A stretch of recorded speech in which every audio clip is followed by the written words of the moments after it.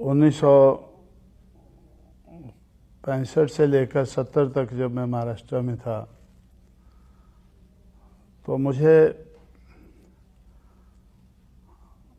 ये देखने को मिल रहा था कि अंबेडकर की चलाई हुई मूवमेंट आहिस्ता आहिस्ता वो फेल होती नज़र आ रही थी। तो उसके फेल्योर के काफ़ी कारण मैंने ढूंढने की कोशिश की, तो मैं इस नतीजे पर पहुंचा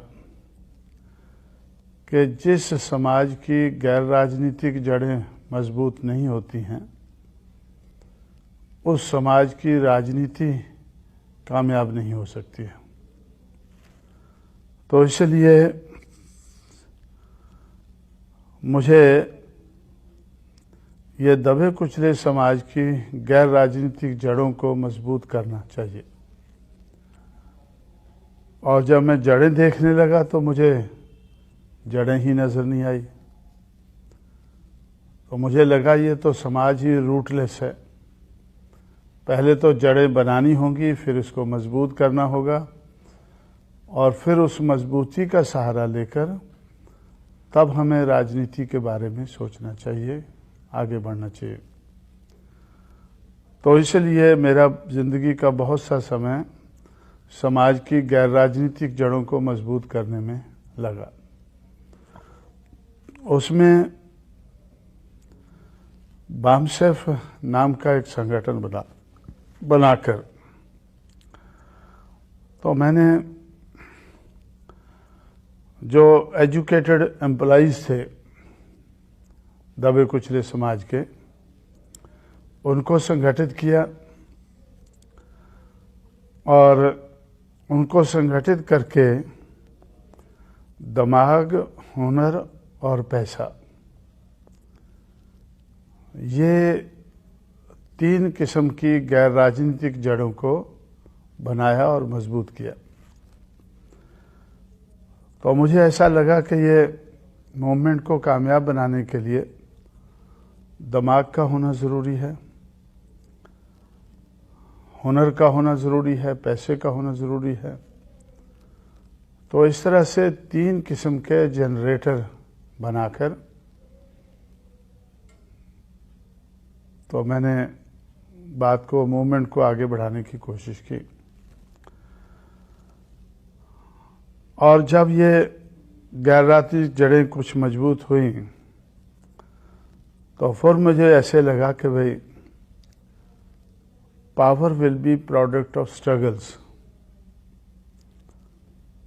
जो राजनीतिक सत्ता है वो संघर्ष में से ही निकलेगी।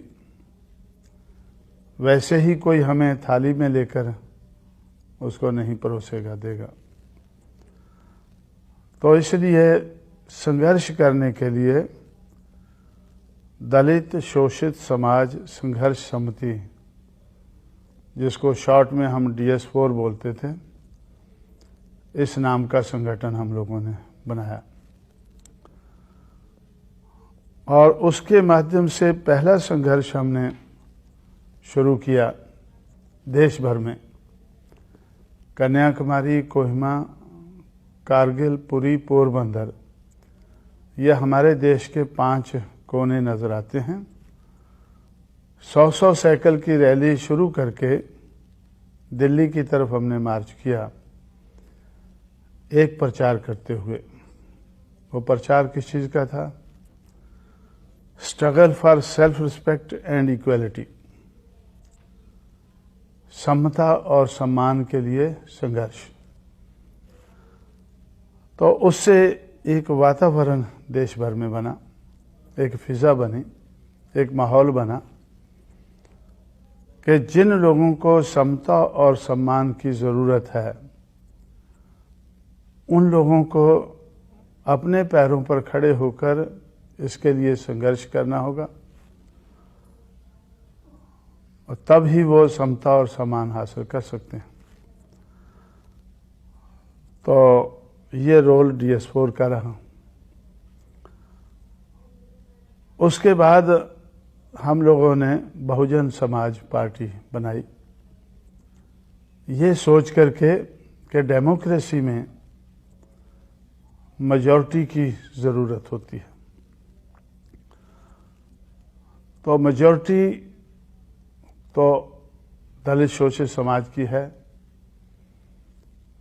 अब इसको राजनीति में परिवर्तित करने के लिए बहुजन समाज बनाना शुरू किया और बहुजन समाज की पार्टी बनाना शुरू की।